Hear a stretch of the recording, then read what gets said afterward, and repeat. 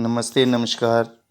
मैं मास्टर के आर जवाल तुंदा अपने यूट्यूब चैनल सुविधा डोगरी च सारें दा स्वागत करना ते आखना चाह्न्नां आओ सारे डोगरे जां डुग्गर दे पासी अपनी जबान डोगरी गी खुल्लियै बोलचै ते कन्नै सारें कन्नै अपनी इस डोगरी जबान गी सांझा करचै। दोस्तो बेशक्क अस पढ़ी लिखी गे आं पर असेंगी एह् चेता रक्खना होग कि अस डोगरे आं ते साढ़ी पैह्ली जबान डोगरी ऐ। बेशक्क हिंदी इंग्लिश अज्ज हर माह्नू पसंद करदा पर दिक्खेआ जा तां असेंगी अपनी मां बोली डोगरी बी नेईं भुल्लनी होग। अज्ज पढ़े लिखे दे परिवार ते उं'दे अग्गें बच्चे डोगरी बोलना शर्म समझदे न ते सोचदे न अस डोगरी बोलगे तां साढ़ा रुतबा निक्का लब्भना ऐ। पर दोस्तो डोगरी जबान सिर्फ डोगरे गै बोली सकदे न।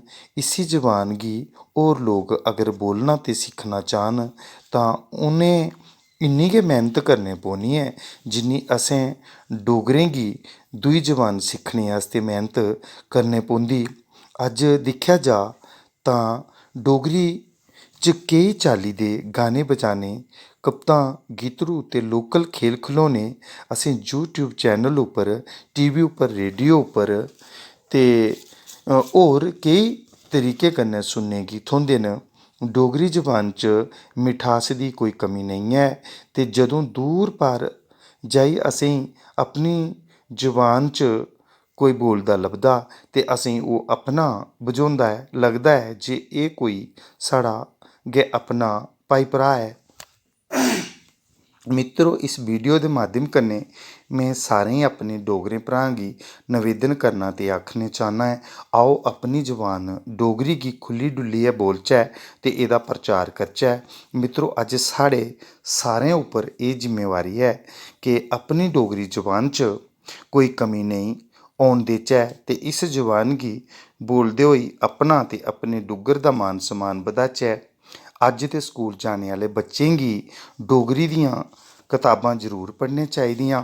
डोगरी पढ़ाई जेह्ड़ी ऐ ओह् बड़ी गै आसान ऐ ते पैह्ली जमाता कशा लेइयै तुस PhD तक पढ़ी लिखी सकदे ओ ते नौकरी बी सरकारी पाई सकदे ओ। अगर साढ़ी जेह्ड़ी एह् पढ़ाई ऐ साढ़े स्कूली बच्चे एह् डोगरी सब्जैक्ट पढ़दे न ते ओह् अच्छी चाल्ली समझियै ते अच्छे अंक बी हासल करी सकदे न। दोस्तो असें सारें डोगरी जबान गी सारें बोलना होग ते एह्दा प्रचार करना अपनी जिम्मेवारी समझदे होई अग्गें बधना होग।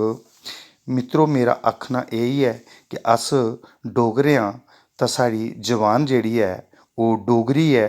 डोगरी जेह्ड़ी ऐ ओह् अज्ज दुनिया जानदी ऐ ते साढ़े डोगरे जेह्ड़े न ओह् दुनिया दे बड़े हारे देशें च जेह्ड़े ओह् गेदे न ते रौंह्दे न ते अपने देश च बी कोने कोने उप्पर साढ़े डोगरे जेह्ड़े न ओह् किसे कम्म काज दे लेई गेदे होंदे न। असेंगी उं'दे उप्पर गर्व होना चाहिदा ते उं'दे अग्गें एह् बी इक अपील ऐ कि ओह् अपनी डोगरी दा प्रचार जित्थै बी जंदे न ते ओह् करन ते बोलन।